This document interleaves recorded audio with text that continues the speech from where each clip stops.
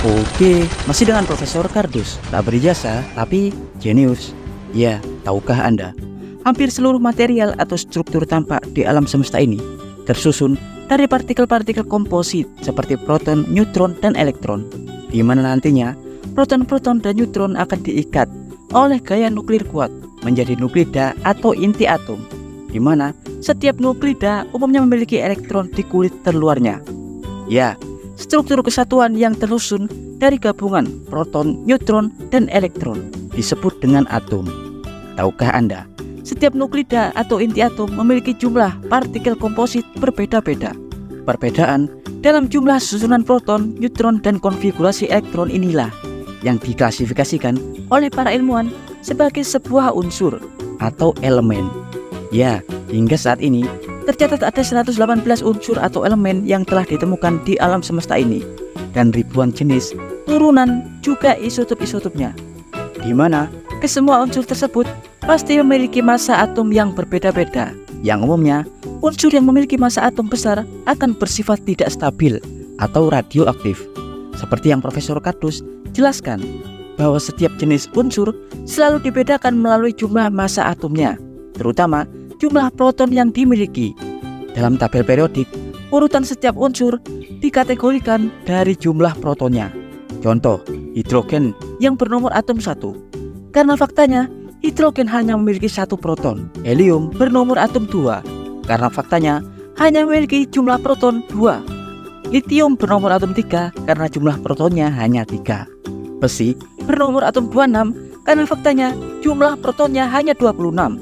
Uranium bernomor atom 92 karena jumlah protonnya hanya 92, dan seterusnya. Hingga organeson yang bernomor atom 118 karena faktanya jumlah protonnya juga 118.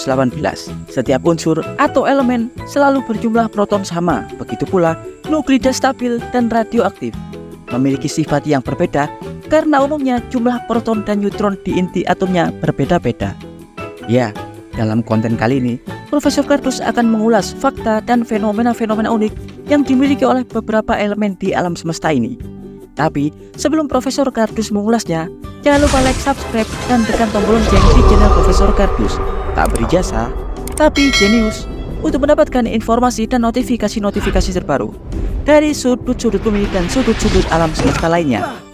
Ya, yang pertama adalah unsur paling radioaktif dan paling mematikan adalah polonium, terutama isotopnya polonium-210. Polonium adalah unsur atom bernomor atom 84. Karena faktanya, unsur ini memiliki 84 proton. Unsur ini merupakan salah satu unsur dengan inti atom yang sangat tidak stabil atau radioaktif.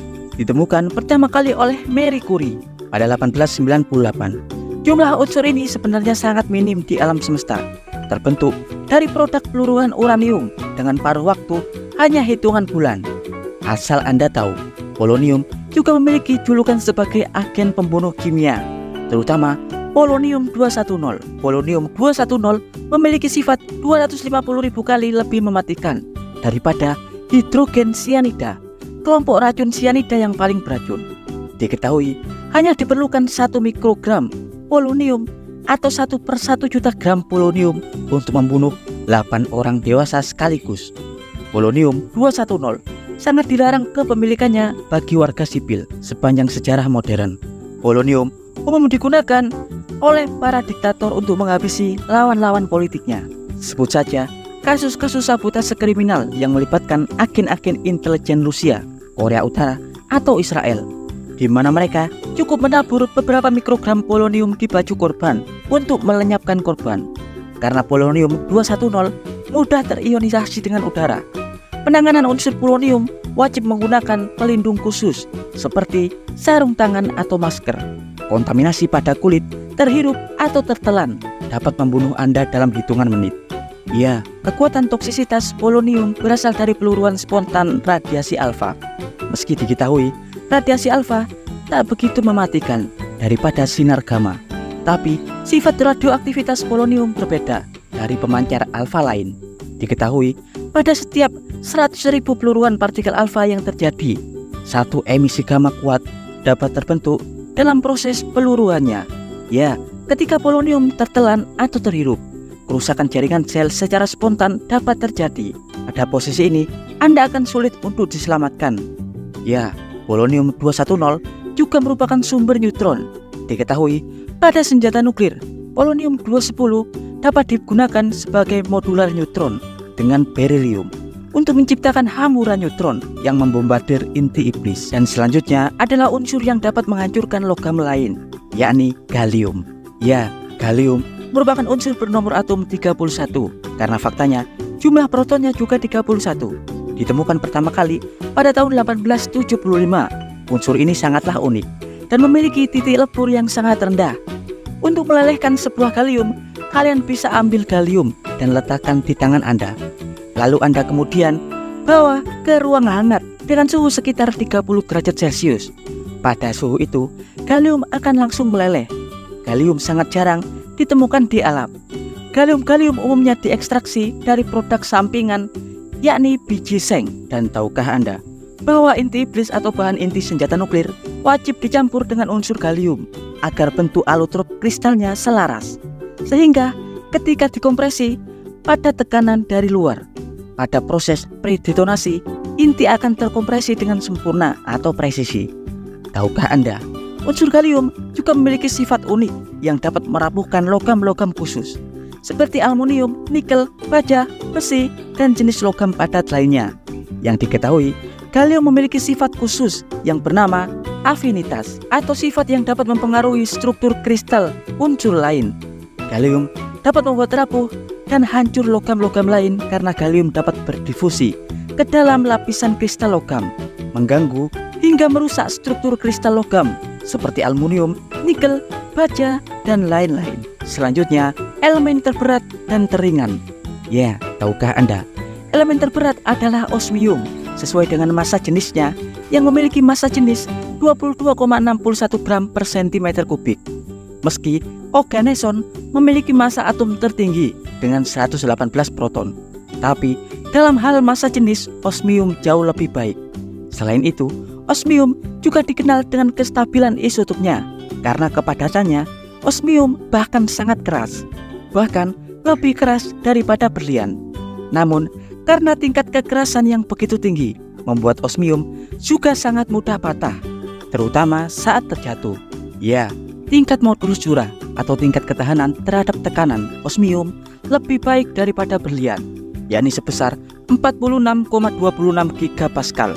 Selain unsur terberat, unsur teringan di alam semesta adalah hidrogen. Hidrogen 1 atau proteum hanya memiliki satu proton dan satu elektron tanpa neutron. Pada inti atomnya, hidrogen merupakan unsur atau elemen yang paling melimpah di alam semesta. Tidak berwarna, tidak berbau, dan bersifat non-logam yang merupakan jenis gas diatomik yang sangat mudah terbakar. Dan selanjutnya adalah unsur paling langka di bumi adalah astatin. Astatin memiliki jumlah proton yakni 85. Karena itu, nomor atom astatin juga 85. Astatin merupakan unsur radioaktif teringan, di mana umumnya astatin hanya berumur pendek. Karena elemen ini umumnya tidak terbentuk secara alami di alam, melainkan dari produk peluruhan uranium atau thorium. Umumnya, astatin hanya berumur beberapa jam saja sebelum kemudian berubah ke bentuk elemen lain. Karena usia hidupnya sangat pendek, astatin jarang ditemukan di alam. Diketahui, jumlah astatin hanya tak lebih dari 1 gram di kerak bumi pada satu waktu saja. Dan selanjutnya, unsur paling penting bagi semua makhluk hidup adalah karbon. Ya, mungkin Anda selama ini menganggap peran oksigen sangat vital bagi makhluk hidup, karena oksigen sangat diperlukan untuk metabolisme dan sistem pernafasan. Tapi tahukah Anda, senyawa lain yang sangat penting bagi makhluk hidup atau manusia, tak lain tak bukan adalah karbon. Karbon memiliki jumlah proton 6 atau bernomor atom 6. Karbon merupakan unsur kimia organik yang terdistribusi di hampir semua organ makhluk hidup. Karena selain air, hampir 1/5 tubuh manusia tersusun dari susunan molekul-molekul karbon. Karbon tersusun dari berbagai zat yang terbentuk dalam tubuh, seperti pada darah, lemak, protein, gula, bahkan struktur DNA. Selain jumlahnya melimpah dalam organ makhluk hidup, karbon juga merupakan unsur terbanyak keempat di alam semesta. Karbon-karbon umumnya terbentuk di inti bintang sebagai residu proses reaksi fusi. Selain bermanfaat untuk stabilitas organisme di alam semesta, karbon diketahui mudah membentuk ikatan dengan unsur lain. Diketahui unsur karbon dapat membentuk lebih dari 10 juta senyawa. Karena itu, pengaplikasian karbon untuk dunia industri sangatlah vital. Berbagai produk, bahan bakar, plastik, segala produk kimia, dan berbagai hal lainnya termasuk alotrop yang umum digunakan pada dunia teknologi, baterai, senjata, dunia elektronik, dan lain-lain. Karbon juga dapat membentuk senyawa-senyawa keras seperti intan atau berlian. Kemudian, selanjutnya adalah 4 unsur yang baru-baru ini ditemukan, yakni nihonium dengan nomor atom 113, moscovium dengan nomor atom 115, tennessine dengan nomor atom 117, dan oganeson dengan nomor atom 118. Ya, umumnya unsur-unsur atau elemen baru yang ditemukan berasal dari proses sintetik eksperimental atau dibuat di laboratorium dengan cara memadukan beberapa unsur pembentuk dengan cara proses pembombardiran partikel atau iradiasi atau melalui proses transmutasi radioaktif. Seperti halnya nihonium yang bernomor atom 113 ditemukan pertama kali tahun 2004 oleh sekelompok tim ilmuwan Jepang, diberi nama Nihon atau nama lain dari negara Jepang. Nihonium super sangat radioaktif. Unsur ini hanya berusia hitungan detik sebelum kemudian meluruh menjadi unsur lain. Dibuat dari hasil pembombardiran aktida berat seperti bohrium 261 dengan ion kalsium 48. Dan selanjutnya adalah moscovium dengan nomor atom 115. Pertama kali disintetik oleh gabungan tim ilmuwan Rusia dan Amerika Serikat di Dubna, Rusia. Diberi nama sesuai dengan nama ibu kota Rusia, yakni Moskow. Seperti unsur-unsur atom-atom berat lain, unsur ini sangat tidak stabil atau super sangat radioaktif dengan paruh waktu yang sangat singkat, yakni hanya 0,65 detik. Dibuat di laboratorium Dubna dari proses pembombardiran amerisium 243 dan ion kalsium 48. Kemudian selanjutnya adalah tennessine, memiliki nomor atom 117, juga ditemukan oleh tim gabungan ilmuwan Rusia Amerika di laboratorium akselerator partikel di Dubna, Rusia. Diberi nama sesuai dengan nama kota di Amerika Serikat, yakni Tennessee, merupakan unsur yang super sangat radioaktif. Dan kemudian yang terakhir adalah oganeson dengan nomor atom 118. Oganeson ditemukan juga di Dubna pada tahun 2002. Diberi nama seperti nama ilmuwan Rusia, yakni Yuri Oganesian. Ya, dan berikut adalah sekilas informasi dari Profesor Kardus tentang fakta dan unsur-unsur yang fenomenal dan juga menakjubkan. Profesor Kardus dari Dubna University, Rusia mengabarkan.